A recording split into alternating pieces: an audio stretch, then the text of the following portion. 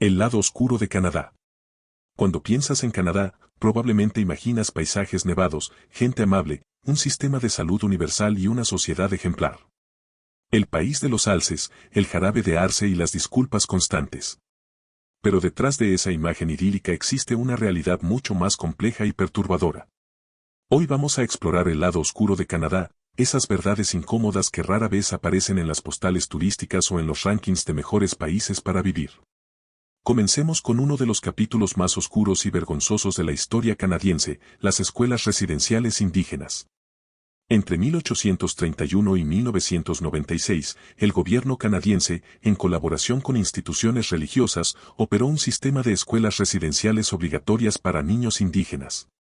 El objetivo era explícito y brutal, asimilar a los pueblos originarios a la cultura europea y eliminar su identidad cultural. Más de 150,000 niños fueron arrancados de sus familias y comunidades. Se les prohibió hablar sus lenguas nativas, practicar sus tradiciones o mantener contacto con sus culturas ancestrales. El lema era escalofriante: matar al indio en el niño. Pero la realidad fue mucho peor que la mera asimilación cultural.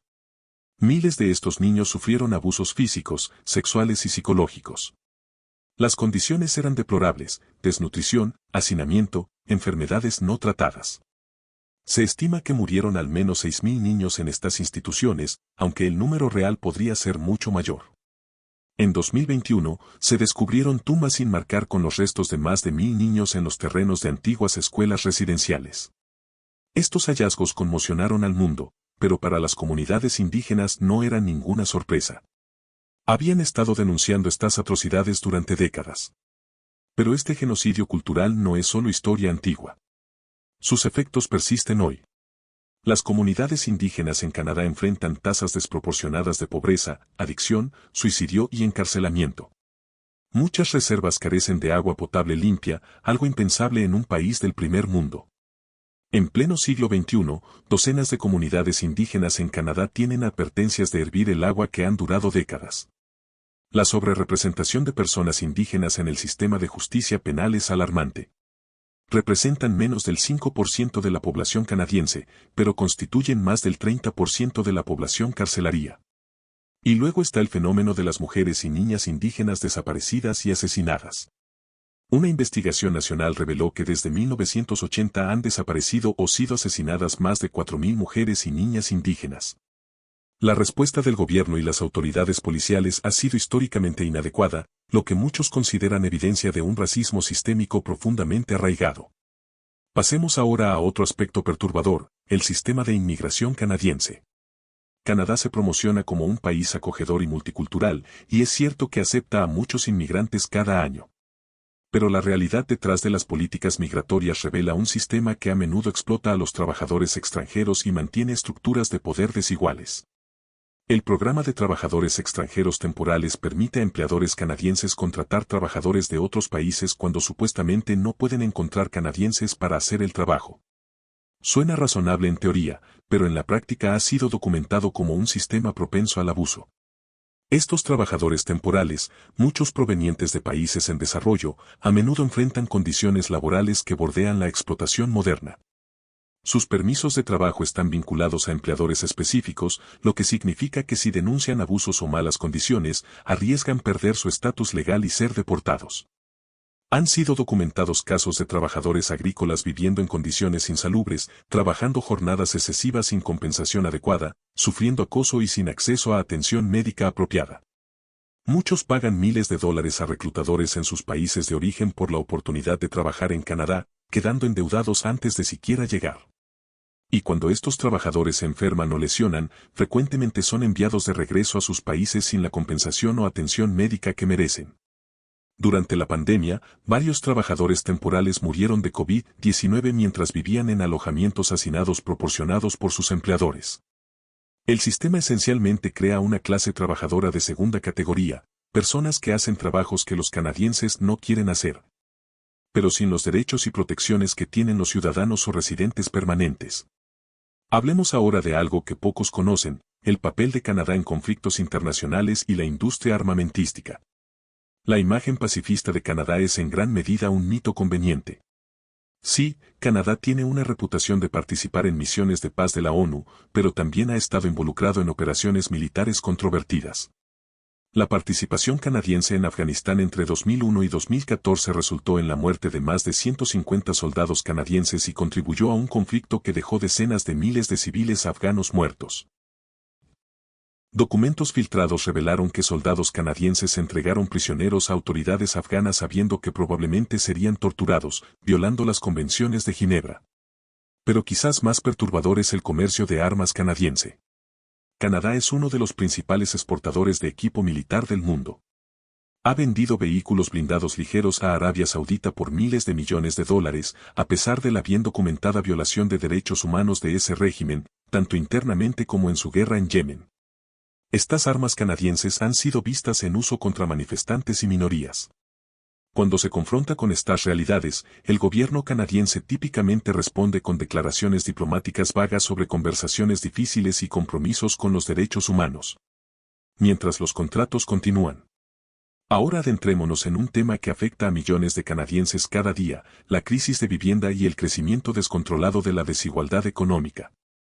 La imagen de Canadá como un país de clase media acomodada está colapsando rápidamente.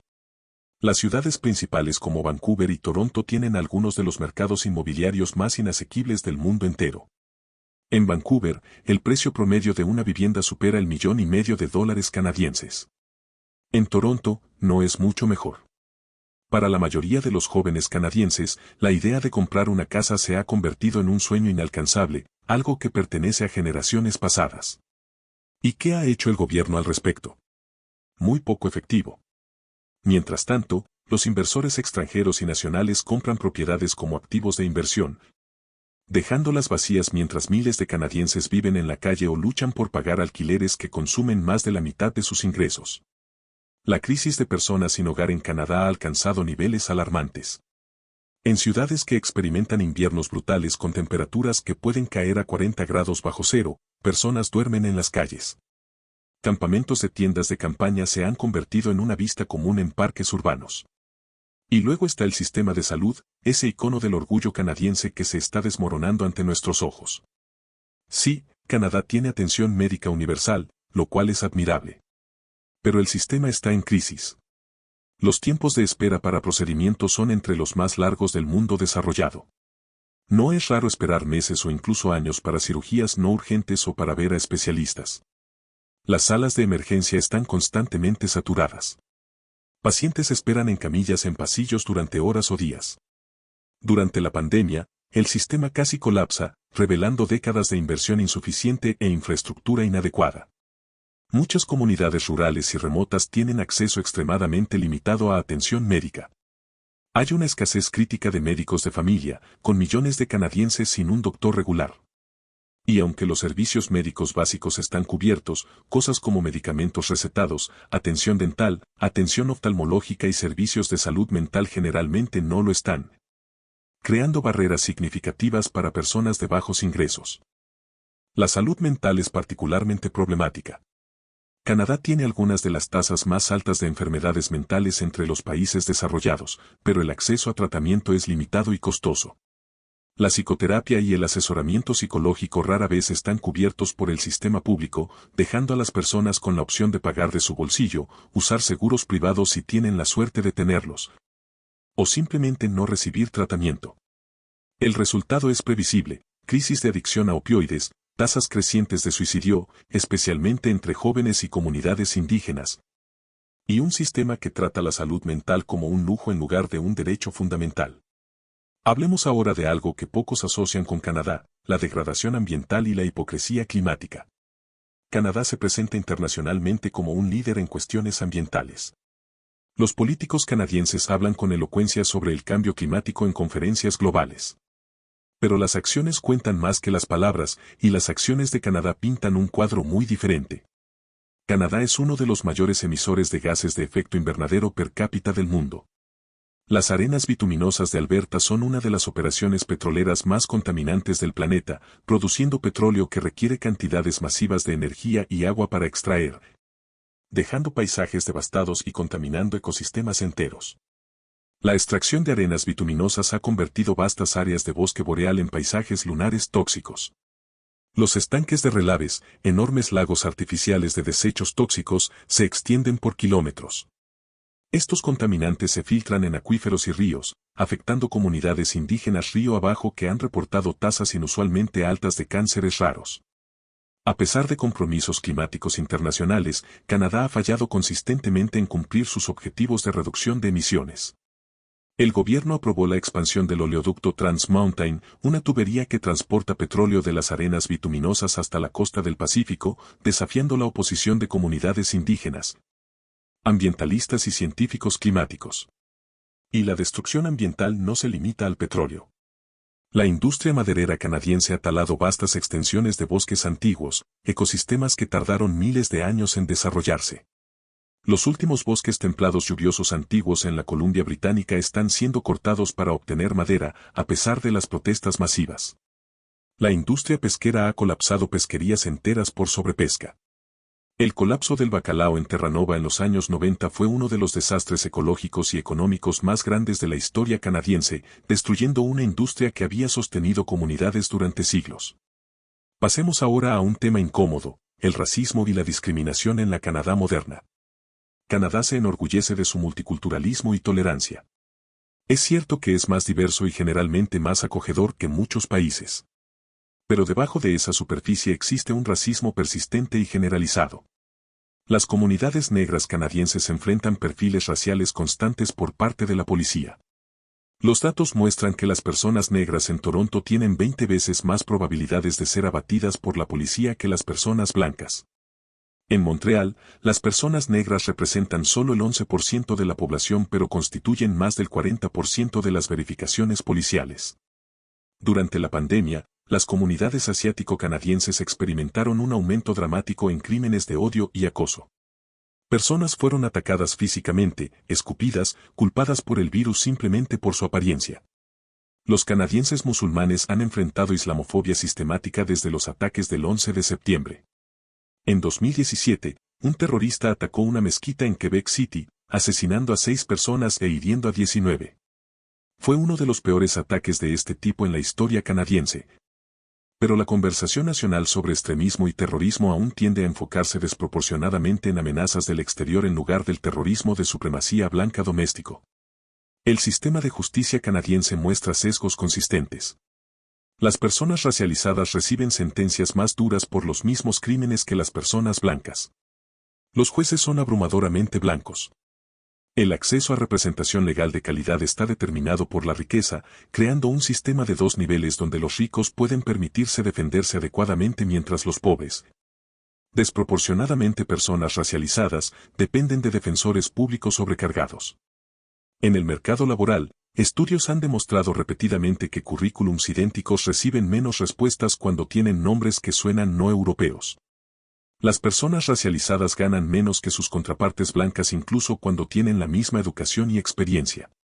La discriminación también se extiende al ámbito educativo. Aunque Canadá se enorgullece de su sistema educativo, existen brechas significativas en logros y oportunidades basadas en raza y clase socioeconómica. Los estudiantes indígenas y negros son suspendidos y expulsados a tasas desproporcionadas. Tienen menos acceso a programas avanzados y más probabilidades de ser canalizados hacia programas vocacionales en lugar de académicos. Ahora hablemos de algo que afecta profundamente la democracia canadiense, la concentración de medios y el control corporativo. Canadá tiene una de las concentraciones de propiedad de medios más altas del mundo desarrollado. Un puñado de corporaciones controla la vasta mayoría de periódicos, estaciones de radio y televisión. Esto significa que unas pocas voces corporativas tienen un poder desproporcionado sobre qué historias se cuentan y cómo se enmarcan. Postmedia, la cadena de periódicos más grande de Canadá, es propiedad de un fondo de inversión estadounidense. Durante elecciones, regularmente publica editoriales coordinadas en todos sus periódicos apoyando a los mismos partidos políticos, típicamente conservadores. Esta uniformidad de mensaje es antitética a una prensa libre y diversa. La Corporación Canadiense de Radiodifusión, la CBC, supuestamente el contrapeso público a los medios corporativos, ha enfrentado recortes presupuestarios consistentes durante décadas, debilitando su capacidad de producir periodismo de investigación de calidad e independiente. El resultado es un panorama mediático donde las perspectivas corporativas dominan, las voces críticas son marginadas y el periodismo de investigación que responsabiliza al poder está en peligro de extinción. Exploremos también el lado oscuro del sistema bancario y financiero canadiense. Los grandes bancos canadienses son presentados como modelos de estabilidad, especialmente después de sobrevivir la crisis financiera de 2008 mejor que sus contrapartes estadounidenses. Pero esta estabilidad tiene un costo. El sistema bancario canadiense es esencialmente un oligopolio. 5 grandes bancos controlan aproximadamente el 90% del mercado. Esta falta de competencia significa tarifas más altas para los consumidores, menos innovación y un poder corporativo inmenso. Estos bancos obtienen miles de millones en ganancias cada año mientras cobran a los clientes algunas de las tarifas bancarias más altas del mundo desarrollado. Irónicamente, los canadienses de bajos ingresos, quienes menos pueden permitírselo, pagan las tarifas más altas porque no pueden mantener los saldos mínimos para evitarlas. Los bancos canadienses también han estado involucrados en escándalos de lavado de dinero.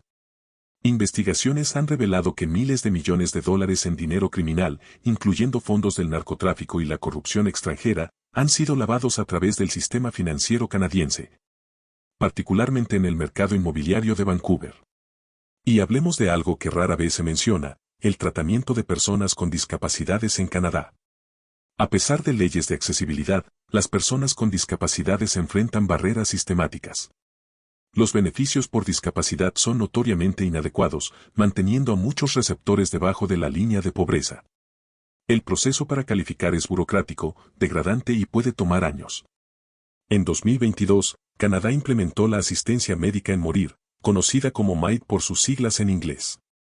Si bien la intención era proporcionar opciones de fin de vida dignas para personas con enfermedades terminales, la expansión del programa ha generado preocupaciones éticas profundas. Hay casos documentados de personas con discapacidades considerando o eligiendo MAID no porque estén muriendo, sino porque no pueden permitirse vivir con dignidad. Cuando personas están eligiendo la muerte sobre la vida porque los apoyos sociales son inadecuados, algo está fundamentalmente roto en el sistema. Finalmente, hablemos de la vigilancia gubernamental y la erosión de las libertades civiles. Canadá tiene agencias de inteligencia como CSIS y CSE que operan con supervisión limitada. Documentos filtrados por Edward Snowden revelaron que Canadá participa en vigilancia masiva junto con sus aliados de los 5 ojos, recopilando datos sobre canadienses comunes sin mandatos judiciales. Durante la pandemia, se implementaron aplicaciones de rastreo y medidas de vigilancia con poca discusión sobre las implicaciones a largo plazo para la privacidad. Y aunque algunas medidas eran necesarias para la salud pública, establecieron precedentes preocupantes. La ley antiterrorista de Canadá otorga al gobierno poderes amplios que pueden ser y han sido usados contra manifestantes y activistas, no solo terroristas. Activistas ambientales, defensores de derechos indígenas y manifestantes han sido etiquetados como amenazas de seguridad nacional, justificando vigilancia y criminalización de la disidencia legítima. Entonces, ¿por qué importa todo esto? ¿Por qué exponer el lado oscuro de Canadá? No es para denigrar al país o su gente. Es porque la mejora genuina solo viene del reconocimiento honesto de las fallas. Canadá tiene el potencial de ser el país que pretende ser, pero solo si confronta estas verdades incómodas. La imagen de Canadá como una utopía progresista sirve en última instancia para silenciar a quienes sufren bajo sus sistemas injustos. Cuando un país es colocado en un pedestal, cualquiera que señale sus problemas es descartado como exagerado o malagradecido. La verdad es que ningún país es perfecto. Canadá tiene muchas cualidades admirables, pero también tiene problemas profundos y sistémicos que requieren atención urgente. Reconocer ambas realidades no es contradictorio, es esencial. Solo mirando honestamente tanto la luz como la oscuridad podemos trabajar hacia un futuro más justo. El primer paso hacia la solución es siempre reconocer el problema. El lado oscuro de Canadá existe. Ahora depende de todos, canadienses y observadores internacionales, decidir qué hacer con esta información. Gracias por acompañarme en este viaje incómodo pero necesario. Si este contenido te hizo pensar, compártelo. La conversación honesta es el primer paso hacia el cambio real.